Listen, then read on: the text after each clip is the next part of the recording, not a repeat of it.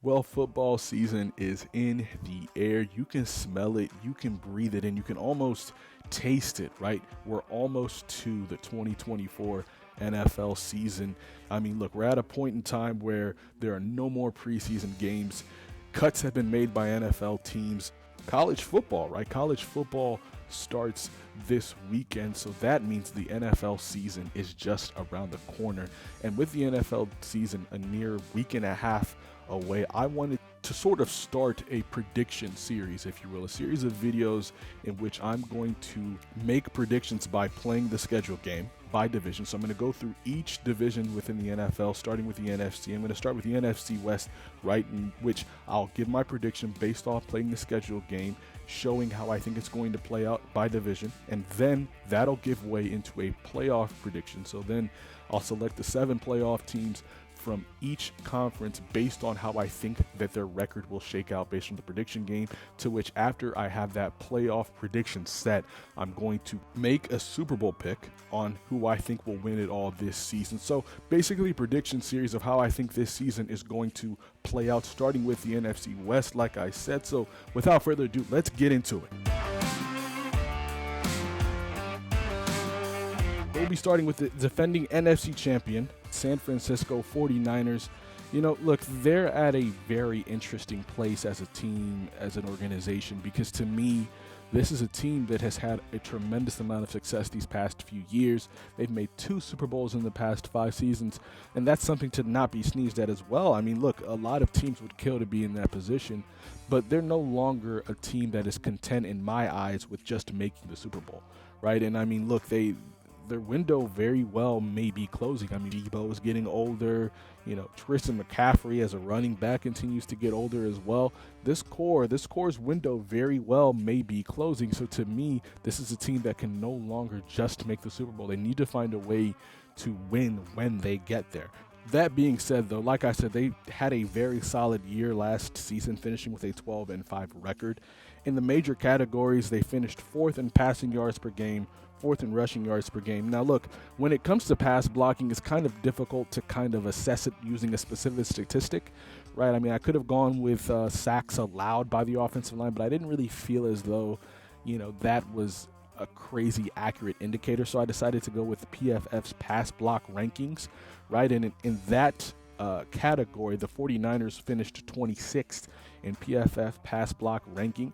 As far as their defense goes, they ranked 14th in passing yards allowed per game, 3rd in rushing yards allowed per game, and had the 17th highest pressure percentage in the NFL last season, which to me came as a little bit more of a shock, especially with guys on that line like a Javon Hargrave, like a Nick Bosa, like a Kinlaw, who, you know, like we'll get to there, who ended up departing for New York for the Jets, right? But all those guys, and even Eric Armstead, all those guys on that line, we expected there to be a little bit more pressure generated than the 17th. They finished in the bottom third of the league, bottom half of the league, when it came to pressure percentage. But, you know, let's look at what they did to try and address those concerns coming into this offseason, right? So they signed outside linebacker Leonard Floyd. Now, Leonard Floyd, that signing was kind of made after Greg Greenlaw hurt himself in the Super Bowl last year on a non-contact injury, right? So they kind of made that signing and kind of supposedly replaced what he brought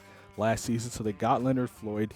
They signed the defensive end Yetur Gross-Matos, in addition to getting a right tackle to kind of shore up that offensive line, and drafted Ricky Pearsall in the 1st round and drafted guard Dominique Puny in the 3rd round as well. But they did lose a couple guys as well. Lost wide receiver Ray McLeod to the Falcons, defensive end Randy Gregory to the Buccaneers, and like I said, Eric Armstead and Javon Kinlaw. Eric Armstead went to Jacksonville, and Javon Kinlaw went to the Jets. So, you know, overall, I definitely am expecting a little bit more of an improvement on the pressure percentage, as well as a better, you know, protection from the offensive line with, you know, the drafting of Puny, and going out and getting a guy like Brandon Parker as well, because, you know, they have that left side taken care of with a Hall of Famer like Trent Williams. So we'll see if these changes do indeed help.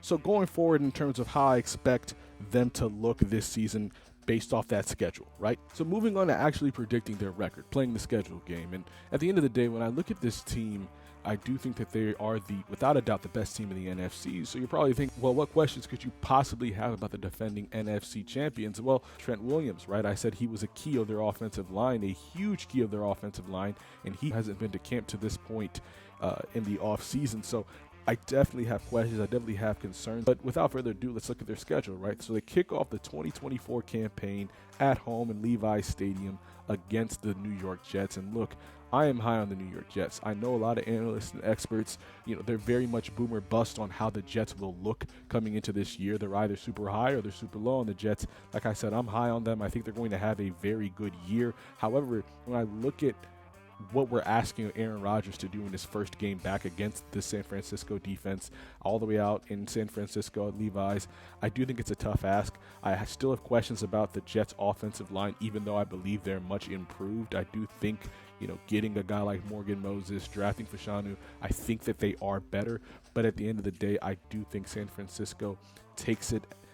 Moving on to week 2, I do think they beat the Vikings in Minnesota. I do think they lose to the Rams in week 3. I think with division games, it's wonky. It's difficult to predict, but I do think they'll split this season series with the Rams.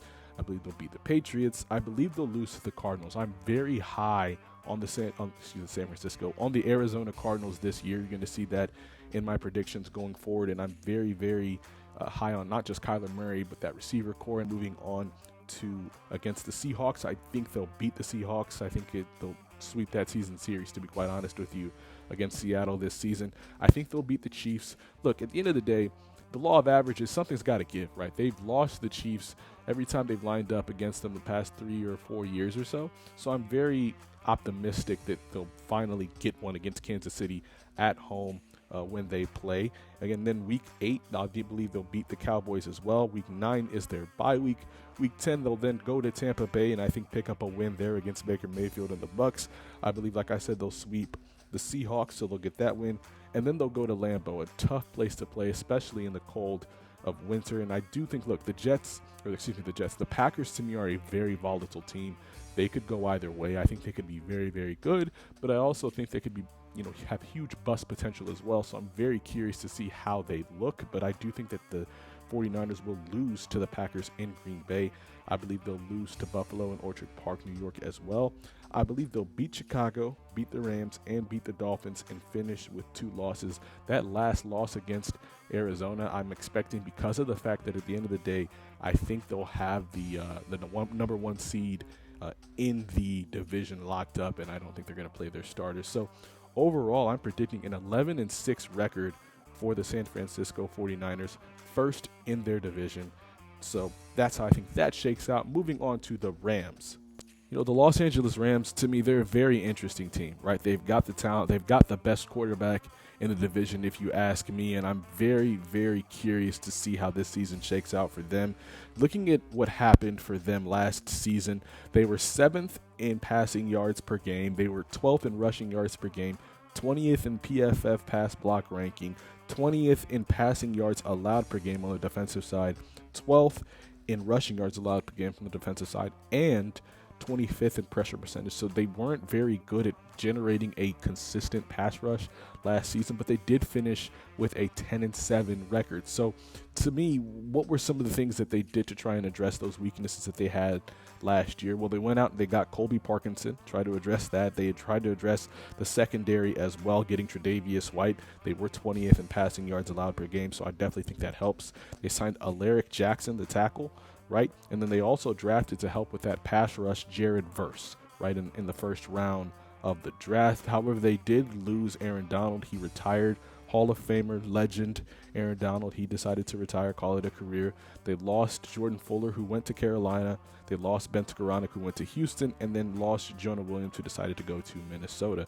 So, this Rams team, where they are as an organization, in the Super Bowl just a couple of years ago in 2022, beat the Bengals in Super Bowl 56. And, when you take a look at where they've been since then, what they've done since then, one could say it's been a disappointing kind of decline, if you will, because they're not really declining, but they're just not as good as they were, right? And I do think they've done a good job retooling after losing a lot of the key pieces on that roster. They've done a good job drafting, getting guys like a Tutu Atwell, getting guys like a Puka Nacua to bolster that offense, that receiver core, along with a very good player like Cooper Kupp, right? So I do expect big things from their offense. I think it's still going to look high-powered. I like Kyren Williams still being there in the backfield. I'm very high on him as well.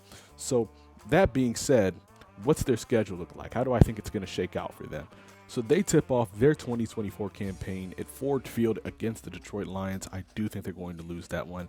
Not because I don't think they're that good of a team. I just think Detroit is legit this season. I am very, very, very high on the Detroit Lions this season. And obviously, when we go over the NFC North, you're going to see how I think that shakes out. I do believe they're going to lose in Arizona. Like I said, high on the Cardinals. I think they're going to be a very good team this season. I do believe they win against the 49ers at home. I do believe they beat Chicago at Soldier Field in Chicago. I believe they'll win against Green Bay. I believe they'll get that win against the Raiders, beat the Vikings, and then lose at Seattle. I think they'll split that season series against the Seattle Seahawks, lose versus the Dolphins, especially with the fact that SoFi is an indoor controlled environment. I know that late in the season, the Dolphins don't typically play well in winter. That's the biggest knock on them to this point. And I do think that that's going to help them, though, that they play in that controlled environment. I expect them to, of course, beat New England.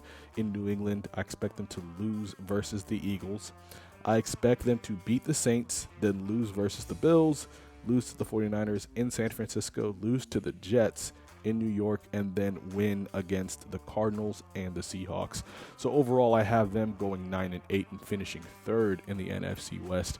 I expect their offense to be legit this year. I do have questions about their defense, but I still believe Sean McVay as a coach knows what he's doing. He's a guru, he's a genius, and I do believe that offense will look good. I just have questions about how good their defense will truly be, especially with the fact that they have struggled with rushing the passer, in addition to the fact that I'm still not super high on their secondary. I do like the acquisition of Tre'Davious White. I do like the drafting of Cameron Kinchens as well, but it still remains to be seen. That's the only question mark with this Rams team this year. Moving on to the Seattle Seahawks. This Seahawks team is a team to me that's kind of been stuck in limbo, right? I do think Geno Smith's career resurgence, if you will, or coming on the scene, I think has been great to see, fun to watch. But I do have my questions about where this organization is going, because I do believe they are limited by who they have playing quarterback, right? I don't think he's an elite quarterback by any stretch, but I do think he's a solid quarterback. But, when you take a look at the rest of this division, I'm not super high on what they offer at that position, especially given where the rest of their roster is, right? I mean, last season they finished with a 9-8 record, did not make the playoffs. They were 15th in passing yards per game, 27th in rushing yards per game, 28th in PFF pass block ranking. They were 21st in passing yards allowed per game, 31st, almost last in rushing yards allowed per game, and then 9th in pressure percentage. So not a great run defense. They did have good pass rushers. So to me, what did they do to address some of those concerns coming into this 2024 campaign? Well, they got QB Sam Howell, right? I mean, look, they did finish 15th. They were in the top half of the league in terms of passing yards per game. But at the end of the day, I do think they are limited with Geno Smith. It's not that he's not a good quarterback. He's just not elite. And I do think you need an elite quarterback to put you in a position to have success in the NFL, especially in a division where your team might not be as talented. I'm high on their receiver core. They have great receivers, Jackson Smith-Njigba, DK Metcalf, Tyler Lockett. I love their receiver core, but I'm not high on the quarterback, and we're going to see what happens going forward with them signing Sam Howell, or perhaps maybe going forward and seeing how he progresses in the future. They did sign outside linebacker Jerome Baker from the Dolphins. Maybe he can help with that run defense, along with defensive tackle that they drafted Byron Murphy in the first round. They also signed safety Kayvon Wallace, but they did end up losing Colby Parkinson, right? He went to the Rams, as we saw earlier. They lost Bobby Wagner to the Commanders. Center Evan Brown went to the Arizona Cardinals, and then they lost Will Dissly, the tight end. He went to Los Angeles to play with the Chargers. So definitely an interesting season, I believe, in store for this Seahawks team, and how it plays out, I expect it to go something like this. So I expect them to beat Denver at home in Seattle. I expect them to beat New England in New England, and then beat the Dolphins in Seattle. Then I expect them to lose in Detroit, right? I do believe they'll beat the Giants. I expect them to lose to the 49ers, lose to the Falcons, lose to the Bills, and then beat the Rams in Week 9. Then they have their bye. Then I expect them to lose in San Francisco against the 49ers. I expect them to beat the Cardinals. I expect them to lose in New York, lose in Arizona when they play the Cardinals again, then beat the Packers, beat the Vikings, and then lose to the Bears and lose to the Rams to give them an overall 8-9 record, which would finish last in that division. Last but not least, the Arizona Cardinals, a team, like I said before, I'm very high on.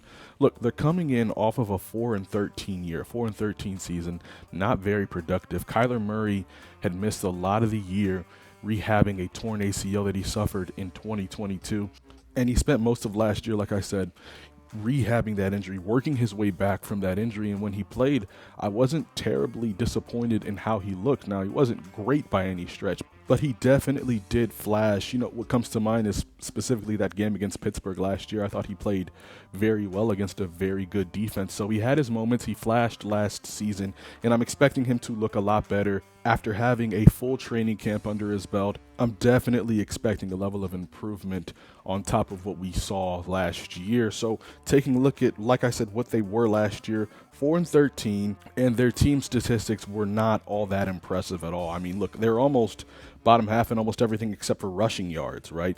Bottom half, 26 in passing yards per game, third in rushing yards. You know, James Conner and Amari DiMarcado did a very good job holding down that running game last year. 17th in PFF pass block ranking, so not terrible, a little bit middle of the road last year as it came to pass blocking. Look at this, how bad their secondary was. They were 31st in opponent completion percentage, 31st, one of the highest completion percentage allowed in the NFL last year.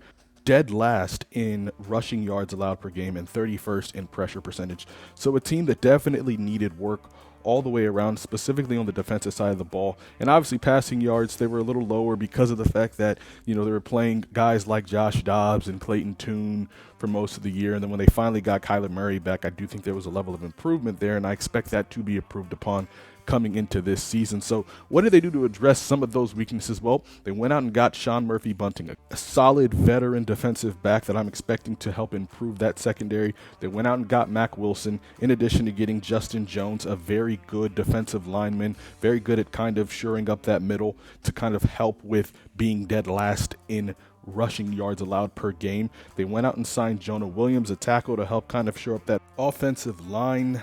And then in addition to that, they did get wide receiver Zay Jones. Like I said, they improved their receiver core. They got Zay Jones, drafted Marvin Harrison Jr., in addition to having Michael Wilson, a guy I'm already pretty high on. They almost forgot to mention the tight end McBride, right, in addition to that running game. So I like what they did on their offense. And then drafting Darius Robinson in the first round, a guy to kind of help with that pass rush percentage as well. So I'm expecting them to have a lot of improvement. And I think the biggest improvement is having a healthy Kyler Murray with a very, very nice receiver core. Already have a pretty good running game, so I'm expecting them to be a lot better. In fact, I expect them to be a team that contends for a playoff spot coming into this year as well. They did lose a couple of key pieces. They lost Marquise Hollywood Brown. He went to Kansas City to play with Patrick Mahomes. They lost Rondale Moore to Atlanta.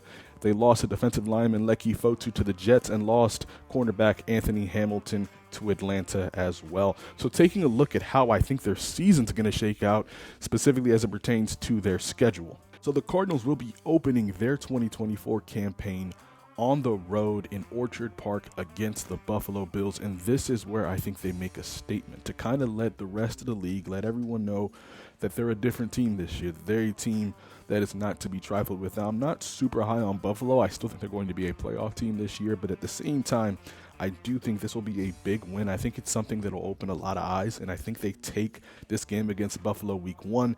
I think they beat the Rams in week 2 to get off to a 2-0 start. I do think they lose to Detroit in Arizona. I think they'll beat the Commanders in week 4. I think they'll lose to the 49ers and Packers back-to-back games. So going to San Francisco and then going to Lambeau, I think it's going to be tough, and I think that they'll lose those games back-to-back. I do think they'll beat the Chargers in Arizona, and then I think they'll lose to Miami in Miami, then back-to-back wins against both the Bears and the Jets, and then they have their bye week in week 11, and then they go to Seattle. I think they're going to lose that game to Seattle. I think they'll beat Minnesota. I think they'll beat the Seahawks when they play at home in week 14. And then next in week 15, when they play the Patriots, I expect them to take that game in week 15. I expect them to lose to the Panthers, a team that I don't want to say I'm high on, but I'm cautiously optimistic on coming into this season. Then I expect them to lose to the Rams in LA. And then I expect them to beat the 49ers in week 18, mainly because I do think the 49ers will be at a point where they believe they have the division captured and wrapped up, and they're going to end up resting their starters and getting them prepared for the playoff run. So overall, I think the Cardinals will finish with a 10-7 record. So now that we have all four teams out of the way, let's take a look, or an overview, if you will, about how I believe the NFC West, or how I expect the NFC West to shake out this upcoming season. So taking a look at the predictions that I made about this upcoming 2024 campaign, I had the San Francisco 49ers finishing first in the division with an 11-6 record. I do believe that'll be good enough for them to take the number one seed, in this division. I had the Cardinals finishing second at 10-7. I do believe that's good enough for both these teams to make the playoffs coming into the 2024 campaign. I expect the Rams to finish third in the division. I'm still undecided on whether or not that's good enough to make the playoffs in that division or in that conference. So we'll see how that shakes out. And I believe the Seahawks will finish 8-9. So I do believe this is going to be a very competitive division. And like I said, that kind of just wraps up how I think the NFC West will shake out, how I think it's going to go. Now look, every prediction is a prediction. Nobody really knows what's going to happen. Injuries happen all the time. It typically boils down to which team is the healthiest. I'm going to preface that every time I make these predictions. No one truly knows what injuries are going to happen, what unforeseen circumstances is going to happen. And so, like I said, these are just kind of something that I feel the season's going to shake out, especially if these teams are mostly healthy, but we know most teams are not. So this is assuming health that is most likely not going to hold up going into the year. It's football, a dangerous game. People get hurt. But I still am very confident that I think that this is how the NFC West will shake out. And with that, those are my predictions for the NFC West, to showing you a view here, an overview of how I want to continue this series of predictions, right? I just did the NFC West, plan on doing the NFC North next, then the NFC South, then the NFC East, and then I'll make my way to the AFC, and then eventually work my way to a playoff predictions, and then a Super Bowl pick from that, hopefully doing that all before the season starts here very, very soon. But let me know how you think the NFC West will shake out this season. Look, I mean, I say predictions, but let's be real. This is what's going to happen, right? No, I'm just kidding. At the end of the day, like I said before, injuries happen. Unforeseen circumstances happen all the time, so no one truly knows what's going to happen. And like I said before as well, it comes down to who is the healthiest team that typically wins going forward. So let me know what you think in the comment section below. Leave a like and subscribe, and we'll see you next time. But until next time, we hope you keep it inside the lines.